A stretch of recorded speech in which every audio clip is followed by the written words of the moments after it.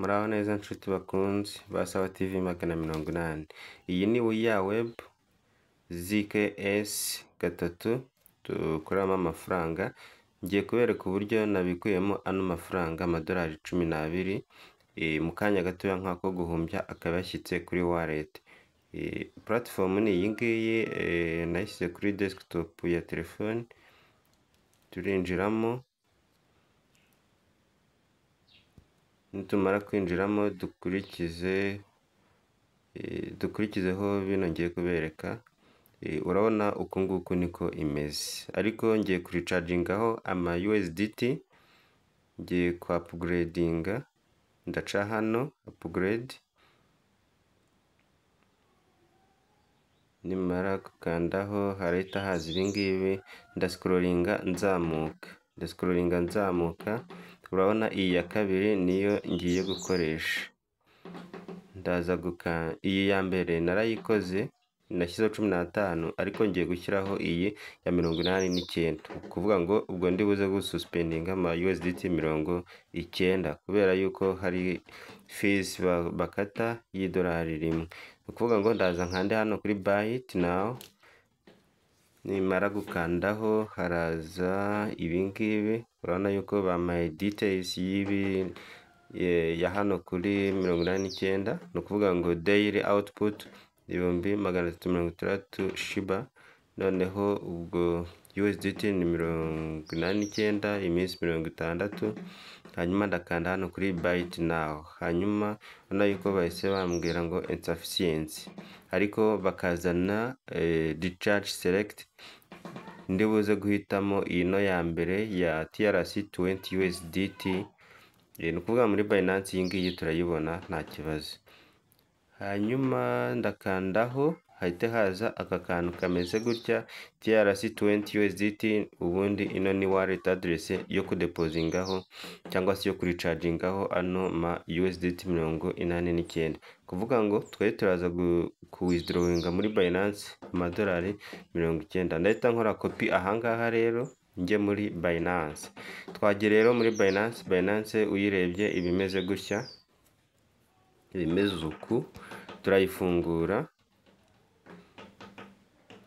Imaze gufunguka urabona ngiye kuri balance mfiteho 97, ariko ayo nshaka kuvanaho nariya 90. Turaza hano kuri wallet, turebe hano kuri overview, spot, funding and future, ariko twebwe ubwo turahita tuza hano kuri spot.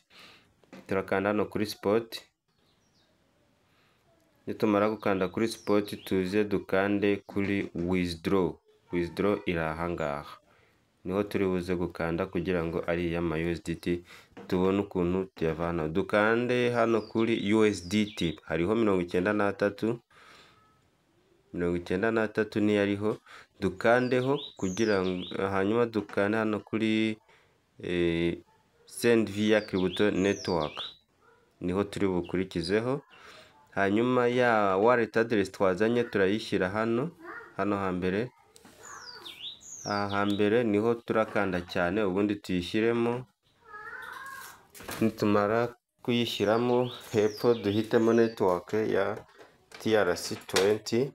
Hano turakanda amafaranga dushyiramo, ntabwo turakanda kuri max, ahubwo turahita twandikamo iriya 90.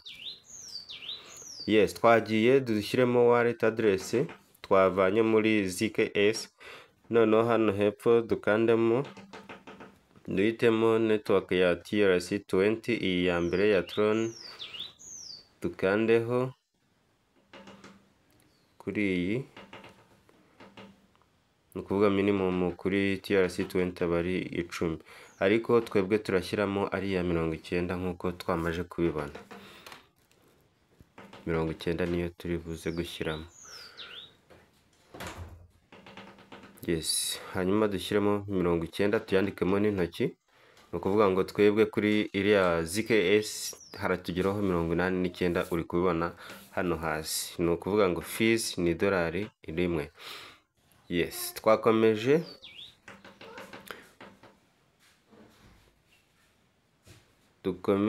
Reka dukomeze. Urabona ko fees ni dolari rimwe. Network fees network fees ni idolari rimwe ryonyine. Hanyuma turahita dukanda hano kuri withdraw, akangaka tugakandaho barahita baduha ibingibi gutya, baratwereka iriya wallet tugiye kubikuriraho yavuye muri ZKS. Hanyuma tuze dukande hano kuri confirm, dukande kuri confirm, birimo birarodinga gutya. Ubwo ikiba gisigaye ni ukuverifyinga with passkey. Akangaka reka tukiginoringe duhitamo ubundi buryo, ni ukuvuga ngo hano turahitamo use okay, reka tujye kureba ino ya mbere authenticator app. Muri authenticator app haba harimo nyine code tuhita duterekamo hano, ibintu bigahita biba munange. Authenticator rero ni uko imeze, iyo uyifunguye ni uko imeze, ariko ntishobora kukwereka ziriya code, ntishobora kuzikwereka kuko iri securize Binance cyane. Ubwo ngiye code mba nazibonye, ariko muri screen recorder ntishobora kugaragaramo. Noneho nze mpite nshyiramo okay, ndabona hano bisubiye inyuma, reka twongere tugerageze turebe. Kuvuga ngo hano kuri network ndongera selecting network. Yes, hano rero maje kuyishyiramo, urana avuyeho 90 abaye withdrawed. Urana hano bari kunyereka ngo withdraw processing, ni ukuvuga ngo ngewe nsuye hariya muri ZKS yahita agaragara yuko nyine yagezeho, kuvuga ngo 90 avuyeho. Tugiye kureba rero ukuntu rwose ngiye kugenda akora amadolari 10 buri munsi, nashoye amadolari 90. Urumva yuko nibura iminsi 10 nzaba namaje kugaruza ayanjye, hanyuma indi minsi isigaye izaba ari y'inyungu gusa.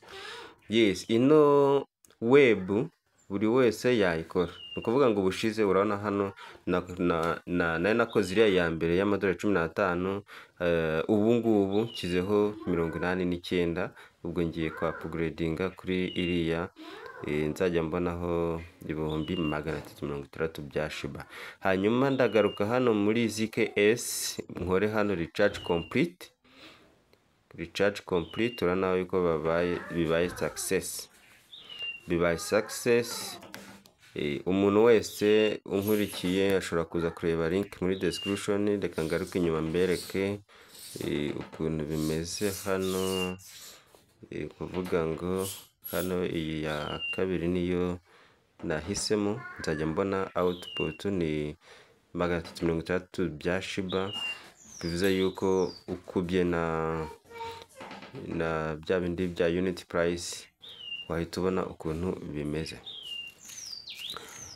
Twabonye yuko nibura hano urana iyi ngiyi yari irimo kuraninga ni ya yindi ya 15 USDT, iriya ya mbere itanga 58,000 bya Shiba. Ariko hano urabona yuko ubu hano ni kuri May, urabona yuko 89 yageze. Ni ukuvuga ngo ikintu ngiye gukora ni ukugaruka hano kuri upgrade, hanyuma nkahitamo kuri buy it now, hanyuma nkakanda hano kuri buy it now. Buy it now ninyikandaho birahita binyereka yuko purchase successful. Ni ukuvuga ngo ubu nanjye ngiye mu mubare wo kwenjoyinga Shiba 360 kuri buri munsi. Ndagaruka hano rero kuri mine, hanyuma kuri mine ndakuraho utungutu. Urabona yuko mining itangiye kuri 0, kuvuga ngo buri saha irajya impa 17,136 bya Shiba. Ubu ngubu ndatangiye kuraninga, ejo saa 12:32 nzaza mbereke uko kubikura bimeze. Reka tugende rero mbereka utu tuntu tugiye dutandukanye. Ni kuvuga ngo hano kuri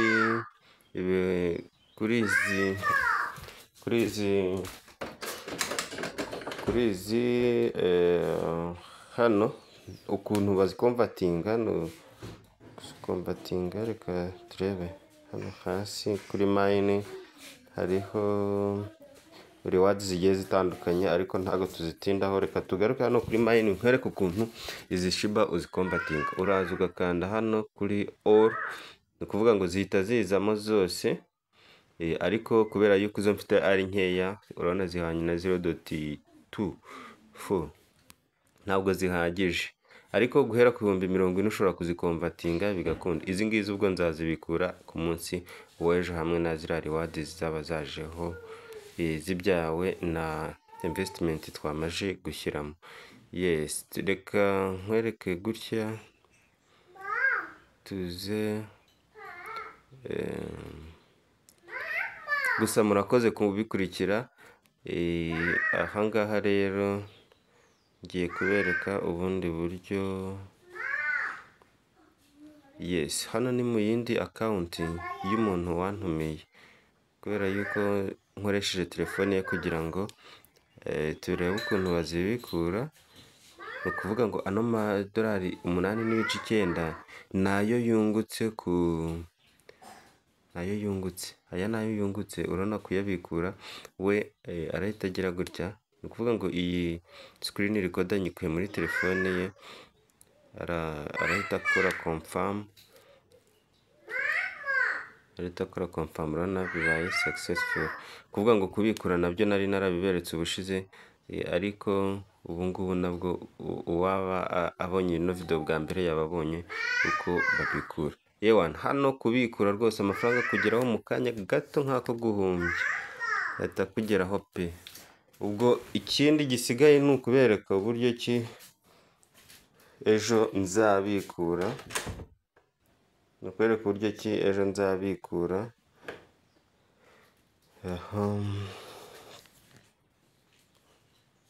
Urabona iyi ngiyi ubundi ba countdown aba ari iminsi 6 bagenda bavalidatinga, kongera igasubira kuri 0, yashira bakongera gutyo. Ariko hano kuri upgrade urabona hano hariho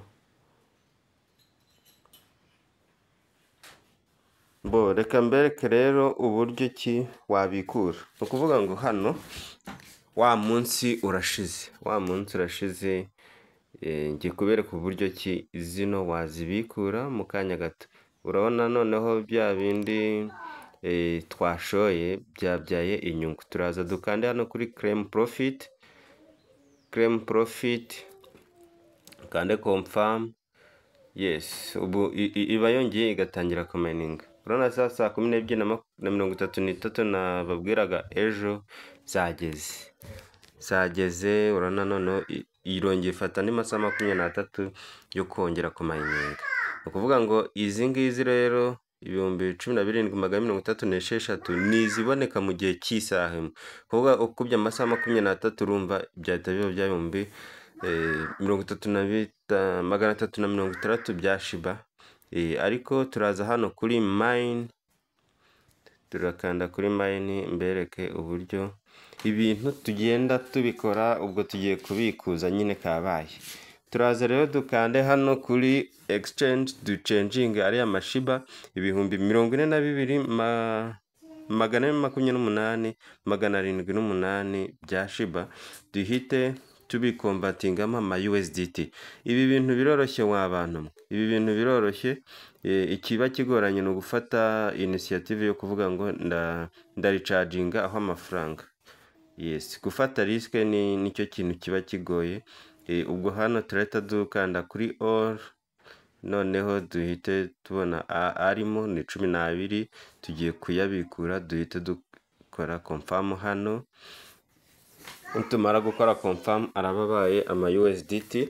Ubwo duhite tuyabikura direct, ahita agera kuri Binance yacu. Successful redemption. Ni kuvuga ngo hano icyo twakoraga kirarangiye. Tugiye kureba uburyo tuyabikura. Turasubira inyuma hano, nitumara gusubira inyuma duhite tuza dukande hano kuri withdraw. Ubona ko hejuru hano kuri brokerage wallet hariho 12. Noneho dukande hano kuri withdraw. Ni ukuvuga ngo hano kubikura ntabwo biba bigoye rwose.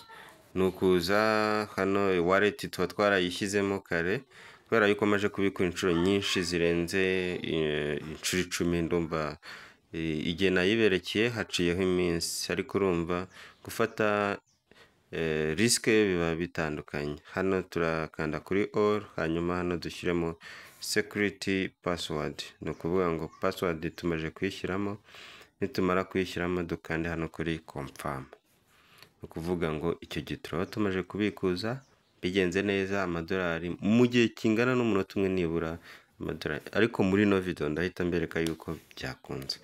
Yes, urabona hano withdraw success, kuvuga ngo ama USDT yanjye agiye guhita ashika kuri wallet address yo muri Binance. Iyi wallet address yo muri Binance ni iyanjye bwite, kuvuga ngo mu kanya araba angezeho. Hanyuma rero tube tureba utu tuntu dutandukanye hano kuri brokerage wallet, turahasanga ayo nagiye nkureminga buri munsi hano nk'aha hambere nayo uyu munsi mbikuye hano kuri brokerage wallet.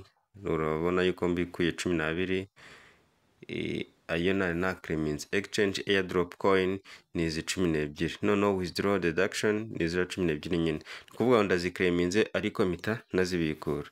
Hano haruguru urabibona neza, ngira ngo nta muntu utari kubibona, zo kreminze kanahita nzibikura. Urabona hano munsi nanone nari nakreminze 1.6, noneho mpita nazibikura. Munsi yaho nanone urabona ukuntu historique igiye ikurikiranye, wabara yagenda hagarika ino video akagenda abara inshuro zose. Uyu munsi turi tariki 28, reka nze nkwereke itariki natangiriyeho kubikora. Hano hasi natangiye ku itariki 8 z'ukwa 12, none tugeze tariki 28 z'ukwa 12, ni ukuvuga ngo maze iminsi 20 ndimo gukina kano kantu, ariko ejo kuri 27 akaba aribwo nafashe indi risike yo gushyiraho amadolari 90, nkaba maje kubikuramo amadolari 12 rero. Nuko wenda bitakunda ngo nzajye mbereka video buri munsi ndi kubikura, ariko nkuko mwabibonye muri no historique ndende mwamaje kubona yuko birashoboka. Wenda nyuma nzongera nkora indi video, niba hari ababa bakurikiye muzagenda murabibona. Urabona hano kuri recharge, bwa mbere na recharge inzeho ama USDT 15, hari ibyo nababwiraga ku itariki 7 z'ukwa 12, hanyuma uyu munsi 27 recharginga amadolari 89. Impamvu navuga 90 nuko ari ya fees y'idolari rimwe bakata, naryo riva mu mubare wayo nari ntunze. Yes, urabona hano hejuru aka message kaje ko kuri Binance. Ahangaha reba iyi ngiyi ije nonaha rwose mu kanya gatoya. Urabona yuko amadolari 12 yageze hehe. Iyi ni notification nyine yuko Binance yanjye yakiriye amadolari 12. Yes, ni ibyishimo rero ku muntu wese ufata risike. Iyo abonye umutungo we ugarutse aravuga ati niba narashoye amadolari 90 ubwo havuyemo 12, hasigayemo 70 nangahe. Yes, gutyo rero kuvuga 78 niyo nabara yuko asigayemo. Igihe uko kigenda gishira umubare wayo nashoye ugenda ugabanuka, ku buryo nsigarana 0 nkagira positive, nkagenda nakimira profit. Ubwo rero uko iminsi igenda ishira rwose inyungu bigenda nyisatira. Mwakoze rero kudukurikira. Niba ari ubwa mbere mugeze kuri channel yacu, mwakoze subscribe. Niba ibiganiro tubateguriye byabanyuze, mwabisharinga n'inshuti zanyu, tukajya tubana muri ibi biganiro byo kungurana ubwenge, gukora amafaranga igihe bidasaba ibishoro binini. Ciao naho ubutaha.